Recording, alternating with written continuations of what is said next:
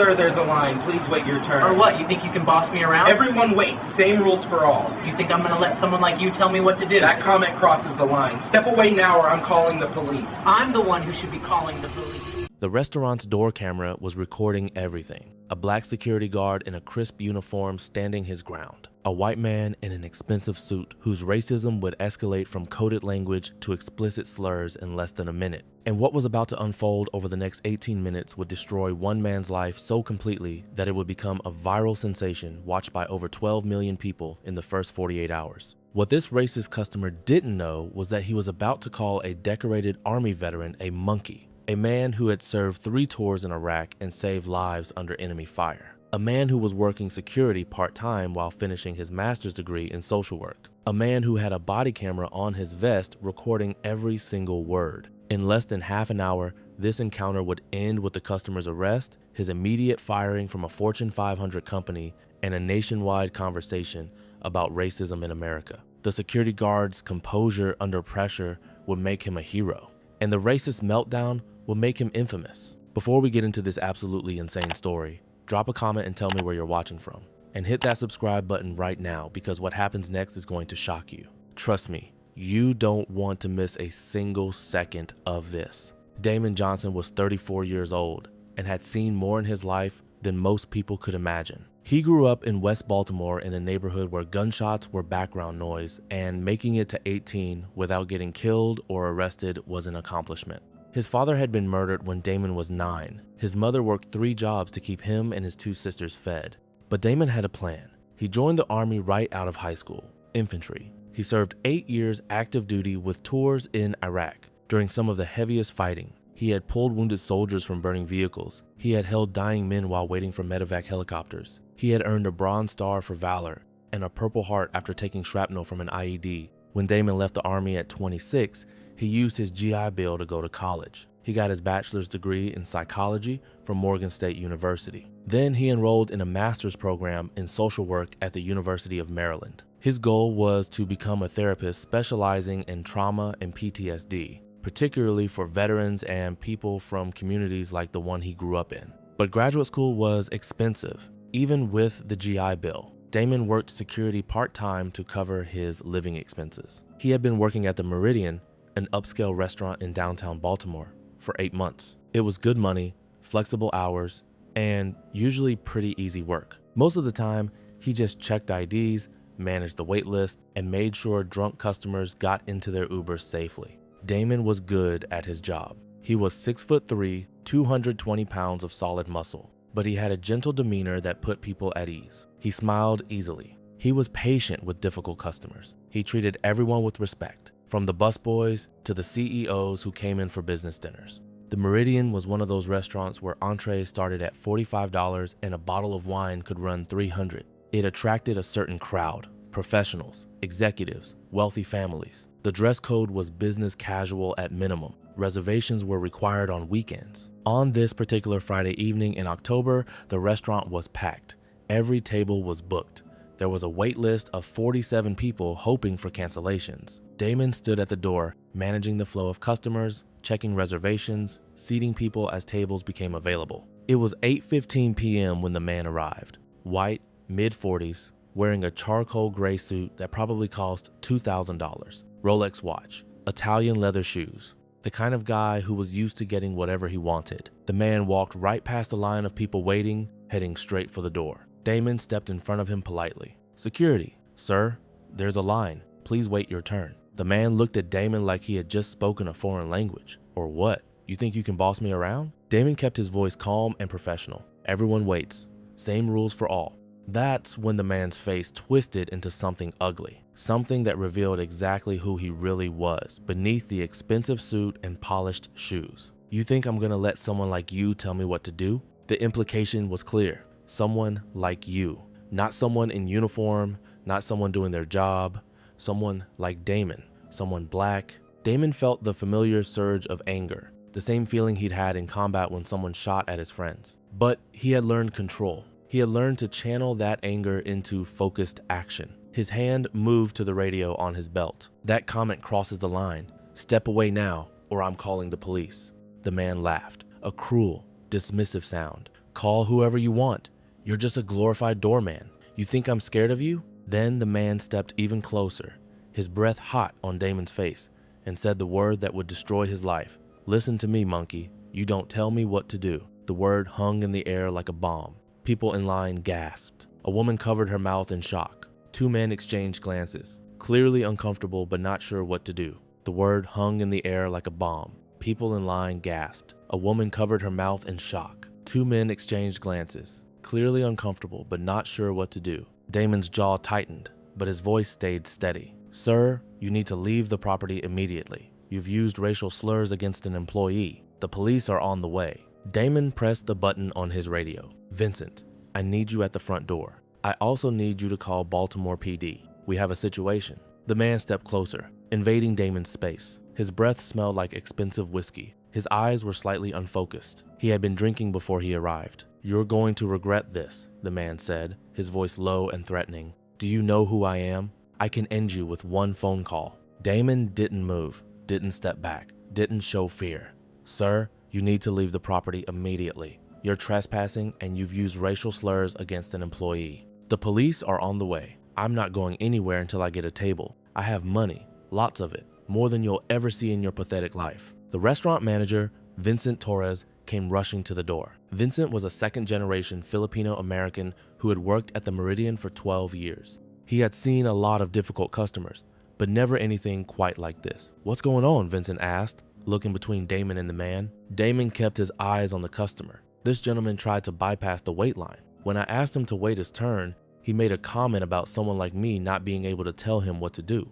Then he called me a monkey and refused to leave. Vincent's face went from concerned to furious. Sir, you need to leave right now. We don't tolerate hate speech at this establishment. The man turned on Vincent. Oh, great. Now the Filipino guy is going to lecture me about tolerance? This is America. I can say whatever I want. Not on private property? You can't, Vincent said, his voice steady despite his obvious anger. You have 10 seconds to leave, or we're pressing charges for trespassing. Have you ever witnessed racism this blatant in public? Type yes or no in the comments. I want to know how common this still is. The man pulled out his phone. You want to play games?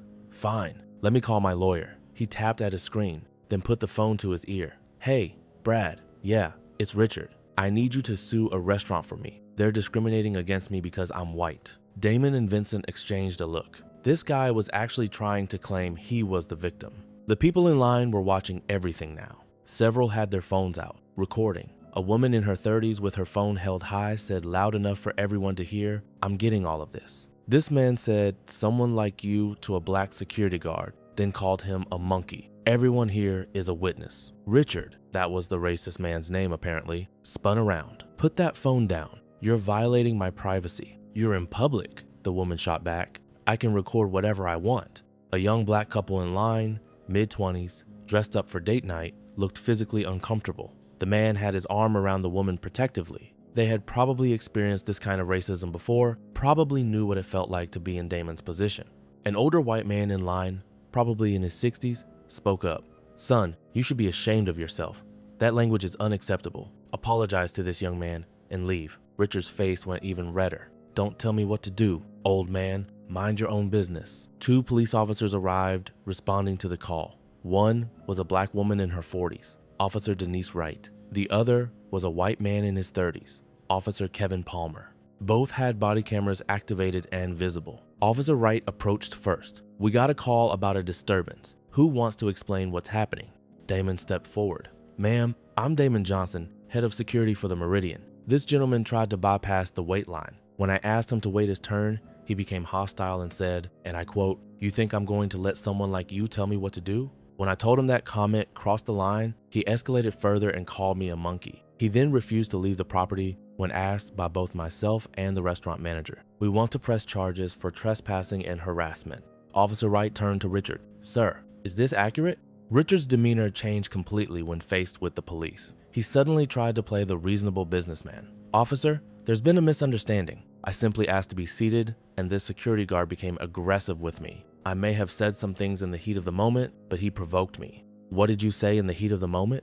Officer Wright asked, her tone making it clear she already knew. Richard hesitated. I might have used some strong language, but he was being disrespectful to me first. Officer Palmer spoke up. Did you call him a monkey? Richard's eyes darted around, looking for an escape route. The question hung in the air. Finally, he said, "It was just a word. People are too sensitive these days." Officer Wright's expression hardened. "Sir, that's a racial slur. Combined with trespassing after being asked to leave, we're going to need you to come with us." Richard's confident facade cracked completely. "Come with you? For what? I didn't do anything illegal. You've been asked to leave private property and refused. That's trespassing. You've also used fighting words and racial epithets, which constitute harassment under Maryland law. Turn around and put your hands behind your back." This is insane. "I'm not a criminal. I'm a vice president at Harrington Financial. Do you know what that means?" "It means you should know better," Officer Palmer said. He moved to Richard's side with handcuffs ready. Richard looked around desperately. "Someone help me. This is reverse discrimination. They're targeting me because I'm white." Nobody moved. Nobody spoke up for him. The people in line just watched as the officers handcuffed Richard and began reading him his rights. "You have the right to remain silent," Officer Wright began. "I'm not being silent. I want a lawyer. This is false arrest. I'll sue all of you." "That's your right, sir," Officer Palmer said. "But right now you're under arrest for trespassing and harassment. Let's go." They escorted Richard to the patrol car. He was still yelling, his voice echoing down the street. As they put him in the back seat, Richard looked back at Damon one more time. The hatred in his eyes was undisguised.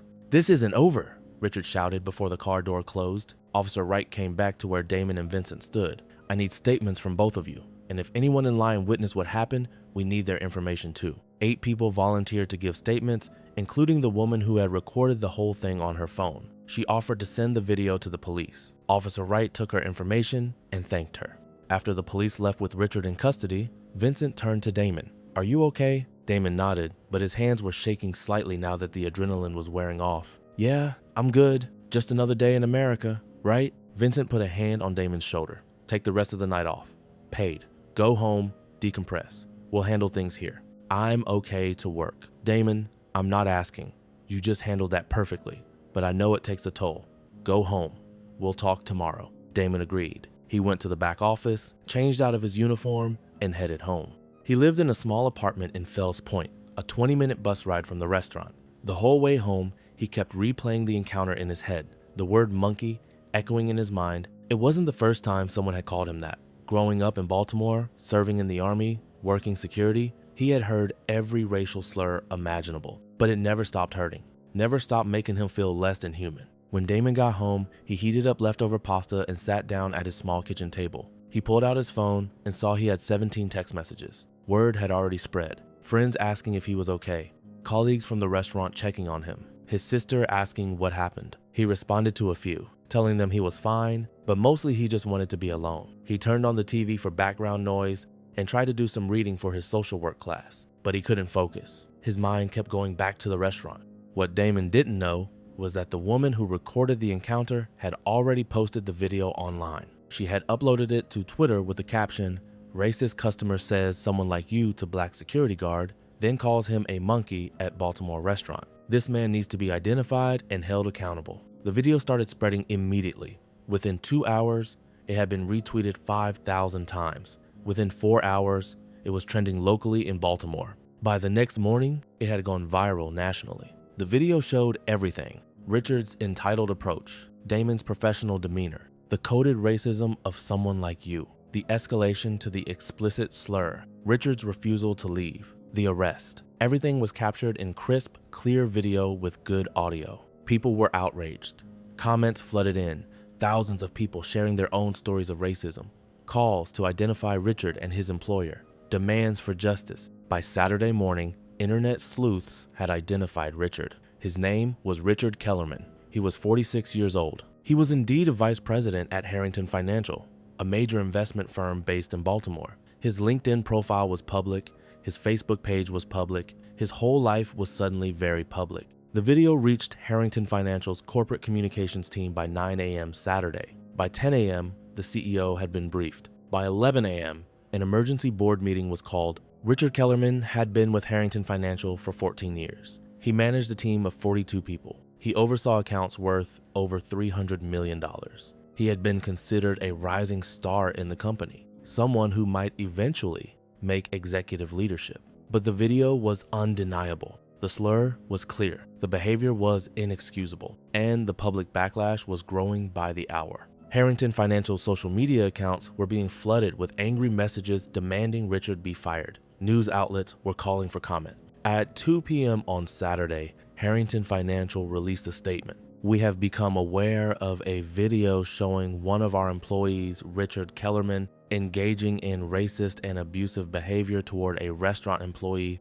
Mr. Kellerman used racially coded language and explicit racial slurs. This behavior is completely contrary to our company values and is utterly unacceptable.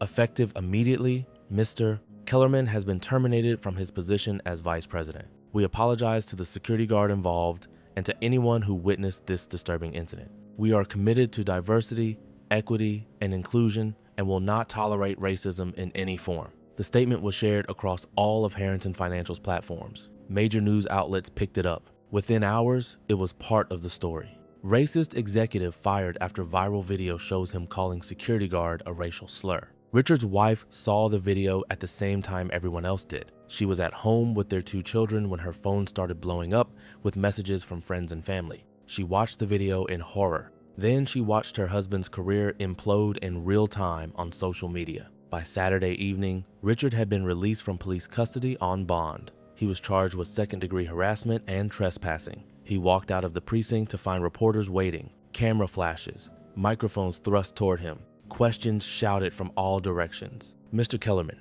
do you want to apologize for your racist comments? Mr. Kellerman, what do you have to say to the security guard you called a monkey? Mr. Kellerman, do you think you deserve to lose your job over this? Richard kept his head down and pushed through to a waiting car, but the damage was done. His face was now nationally recognizable as that of a racist caught on camera. Do you think losing his job is enough, or should there be more consequences? Let me know in the comments. Damon woke up Saturday morning to discover he was internet famous. His name hadn't been released, but people were calling him a hero for staying calm under such blatant racism. The restaurant had received hundreds of messages praising him. The video had been viewed over 8 million times. His phone was ringing constantly. Local news stations wanted interviews. National outlets were reaching out. Friends were texting congratulations for handling the situation so well. But Damon didn't feel like a hero. He felt exhausted. Vincent called him around noon. Damon, have you seen what's happening online? Yeah, it's a lot.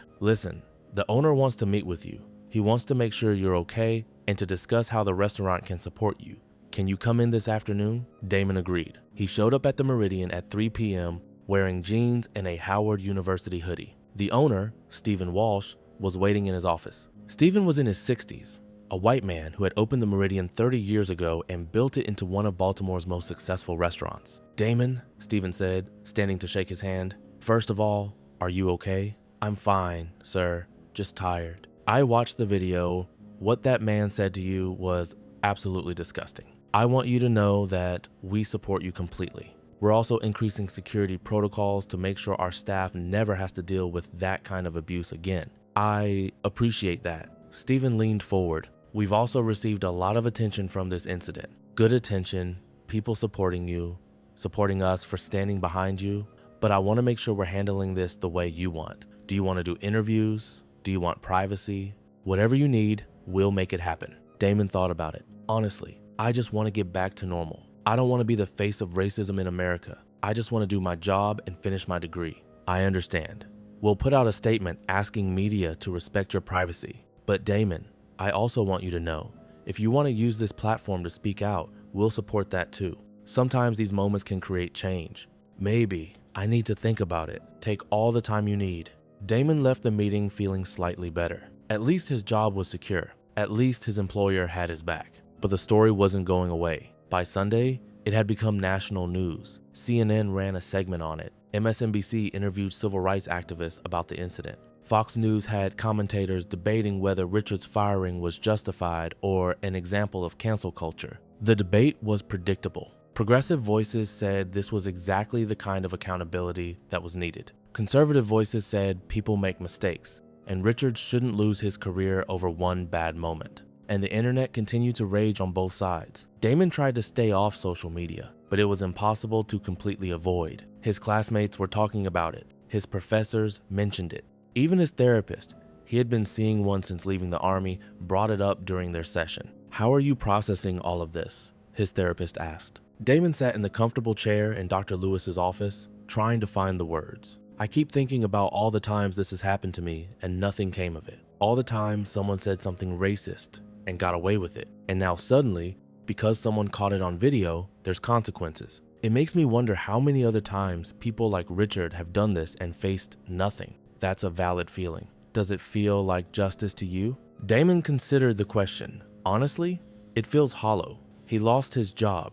Yeah, but what did I gain? I still have to deal with racism. This didn't change the fact that tomorrow someone else might call me a slur. The only difference is that maybe next time they'll be smarter about where they say it." The criminal case against Richard moved forward. His attorney, Brad Morrison, tried to get the charges reduced or dismissed. He argued that Richard had been drinking and wasn't in his right mind. He claimed Richard wasn't actually racist, that he had black friends and employees. He said this was one moment that didn't represent Richard's character. The prosecutor wasn't buying it. They had video evidence. They had multiple witnesses. They had Richard's own words on camera. This wasn't a he said, she said situation. Richard eventually pleaded guilty to the harassment charge in exchange for the trespassing charge being dropped. He was sentenced to 1 year of probation, 200 hours of community service, mandatory counseling for anger management and racial bias, and a fine of $2,000. It was a light sentence, all things considered, but the real punishment was everything else Richard lost. His career was over. No financial firm would hire him now. His name was permanently associated with racism.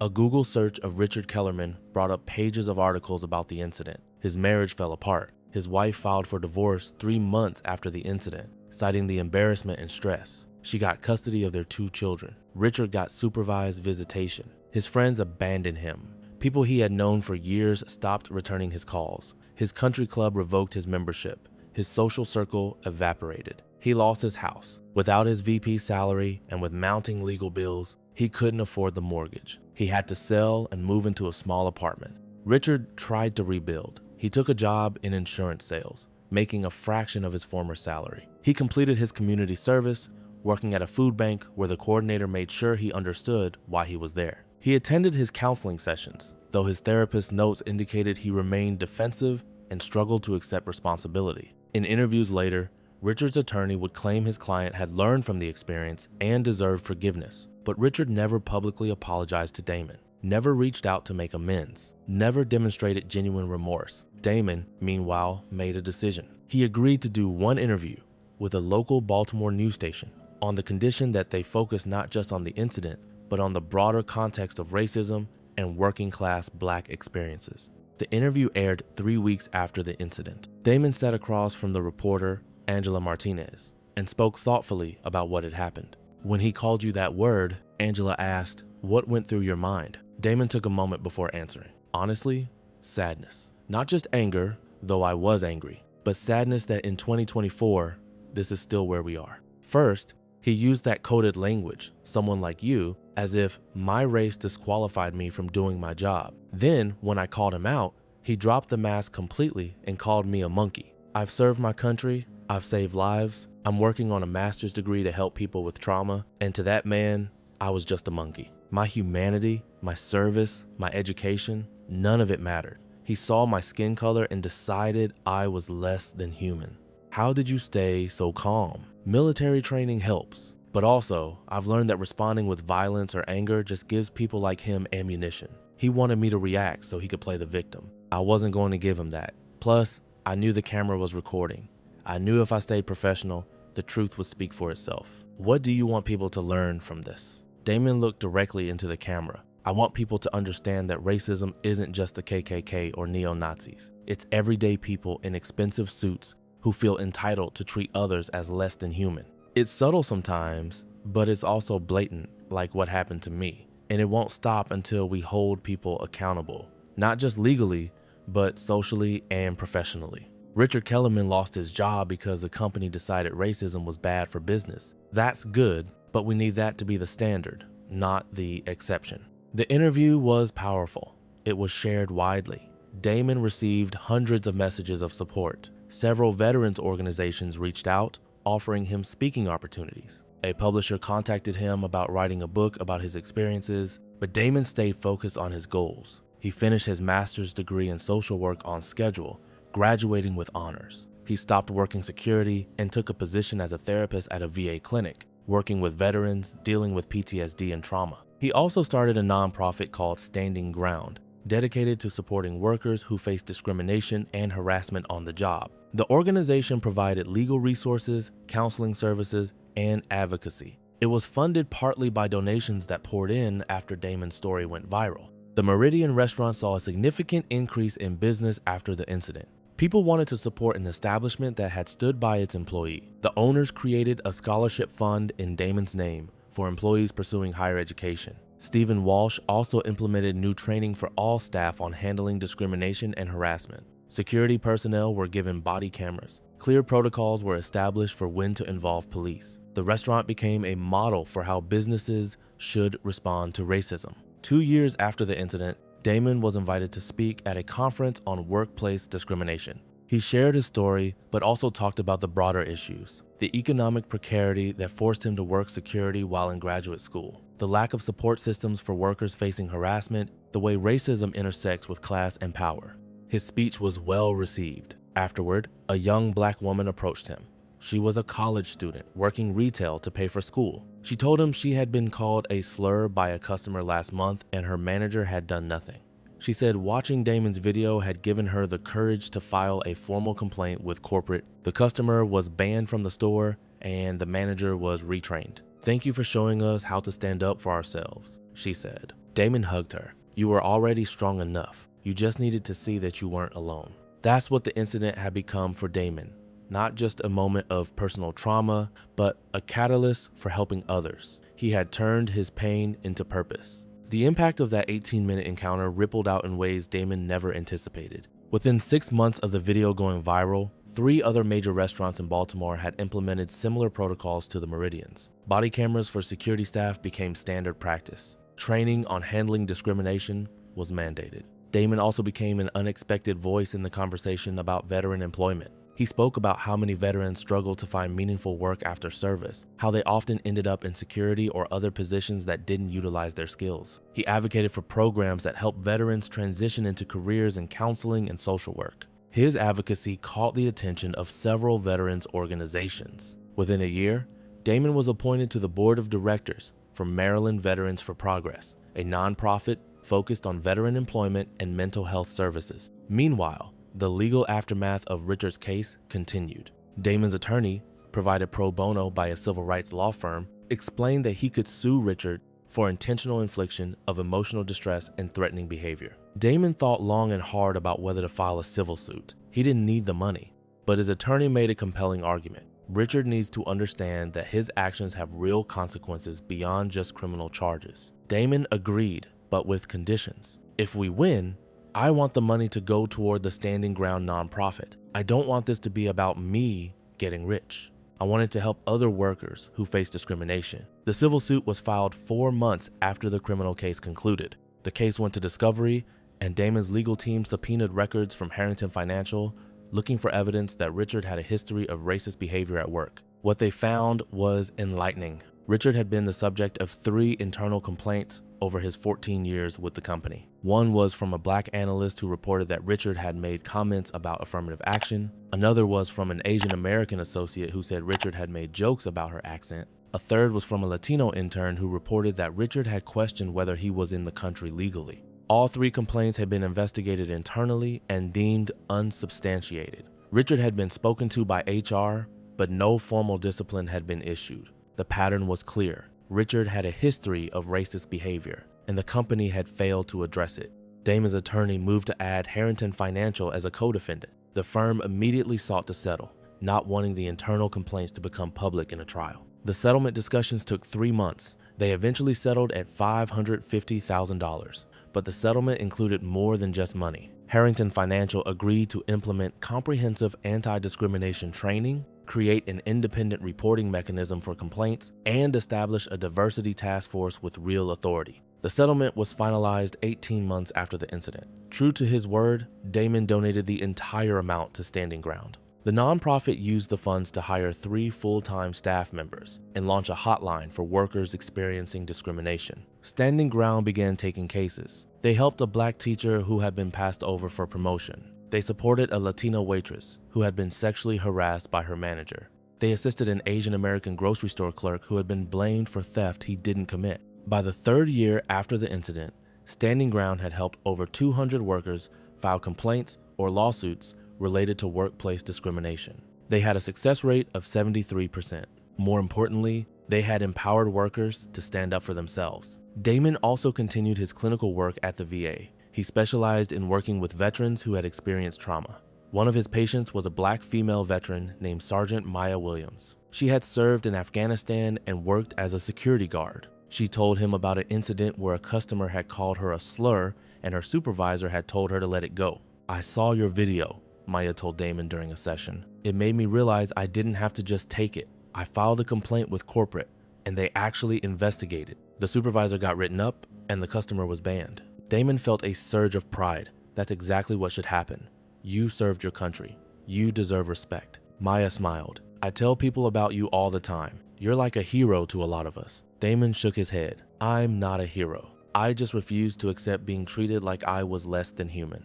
Richard Kellerman's life, meanwhile, continued its downward trajectory. His insurance job barely paid enough to cover his apartment and child support. His kids, now teenagers, rarely wanted to see him during supervised visits. His ex-wife had remarried. Richard attended his mandated counseling sessions, but his therapist's notes showed minimal progress. Richard continued to view himself as the victim. He blamed cancel culture. He blamed social media. He blamed everyone except himself. In one session, Richard said, "I made one mistake, one bad moment, and my entire life was destroyed. How is that fair?" His therapist had responded, "You didn't make one mistake. You revealed a pattern of thinking that had been there all along. The only difference is that this time, you got caught." 5 years after the incident, Baltimore Magazine ran a "Where Are They Now" piece about Damon and Richard. The contrast was stark. Damon was thriving. He had published a book about his experiences titled Standing Ground,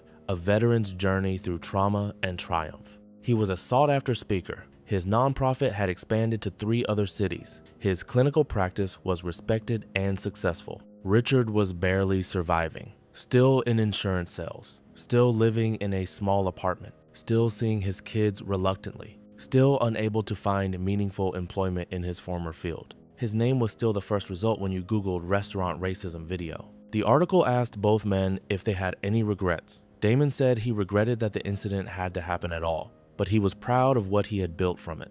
Richard declined to comment. The legacy of those 18 minutes at the Meridian continued to evolve. The video was used in diversity training at corporations across the country. It was shown in college sociology classes. It was referenced in academic papers about modern racism. But for Damon, the most important legacy was the people he helped. Every worker who stood up for themselves after seeing his video. Every veteran who found hope in his story. Every person who realized they didn't have to accept discrimination. Richard Kellerman thought his wealth and position gave him the right to treat people however he wanted. He thought he could use racial slurs without consequences. He thought a security guard wouldn't fight back. He was wrong about all of it, and that wrongness cost him his career, his family, his reputation, and his future. Damon is thriving. Richard is surviving. The security camera footage ensured that justice, imperfect as it may be, was served. This story matters because it shows that racism is still alive and thriving in America. It lives in corporate boardrooms and expensive restaurants. It comes from people in suits who should know better.